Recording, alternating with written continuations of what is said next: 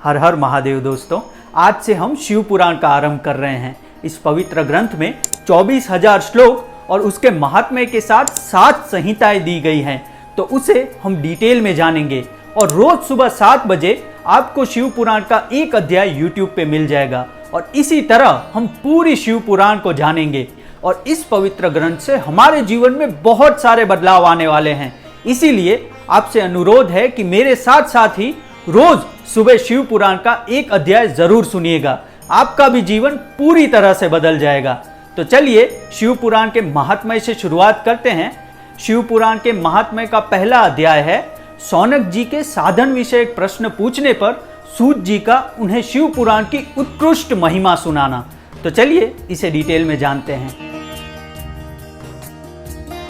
श्री शौनक जी ने पूछा कि हे महाज्ञानी सूत जी। यहाँ पर सूत जी जो कि व्यास जी के शिष्य हैं, यहाँ शौनक जी उसे प्रश्न करते हैं कि आप तो संपूर्ण सिद्धांतों के ज्ञाता हैं, प्रभो मुझसे पुराणों के सार तत्वों का विशेष रूप से वर्णन कीजिए। तो यहाँ पर शौनक जी सूत जी से पूछते हैं कि ऐसा कलयुग में जहाँ पर बहुत ही सारे पाप बढ़ गए हैं, इस तरह के कलयुग में हमें क्या आचरण करना चाहिए जिससे हमारी अंतरात्मा शुद्ध हो जाए, हमारा विवेक, हमारी बुद्धि शुद्ध हो जाए। इस घोर कलिकाल में आज सारे जीव असुरी स्वभाव के होते जा रहे हैं और इसमें हम मनुष्य भी आ जाते हैं। आज सब लोग माया के पीछे भाग रहे हैं, कोई भी भक्ति में लीन नहीं है और बहुत ही कम लोग भक्ति करते हैं। तो ऐसा क्या है जिससे हम भक्ति में भी लीन रहें, हमारी आत्मा भी शुद्ध हो जाए और हमें कोई तरह की बाधा ना आए और हम महादेव में लीन होकर मोक्ष की प्राप्ति कर लें।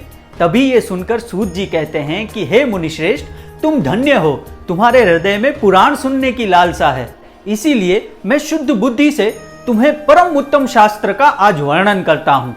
हे वत्स, ये शास्त्र परम भक्ति से संपूर्ण और भगवान शिव को अति प्रसन्न करने वाला है और वो परम उत्तम शास्त्र है शिव पुराण, जिसका पूर्व काल में भगवान शिव ने ही प्रवचन किया है।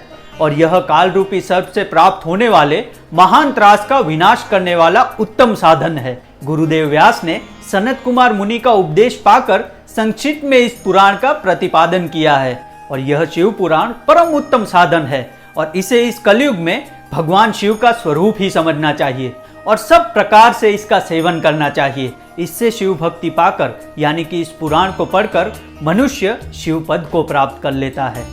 यह शिव पुराण सारे मनोवांछित वरदान देने वाला है, इसीलिए इसका श्रवण हमें रोज करना चाहिए।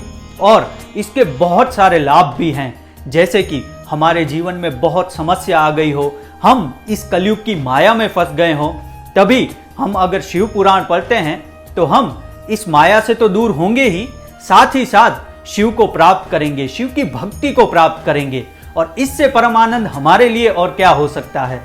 और जो भी यह शिव पुराण निरंतर सुनता अथवा पढ़ता है, उसके सारे पाप शिव जी हल लेते हैं, वह पुण्य आत्मा बन जाता है। और यह शिव पुराण धर्म, अर्थ, काम और मोक्ष चारों पुरुषार्थों को देने वाला है, इसीलिए हमें भी इस शिव पुराण का श्रवण रोज करना चाहिए।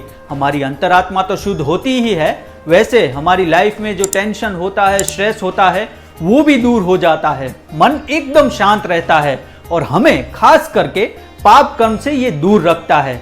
तो दोस्तों, ये था शिव पुराण का पहला अध्याय। तो मिलते हैं कल दूसरे अध्याय के साथ, तब तक हर हर महादेव।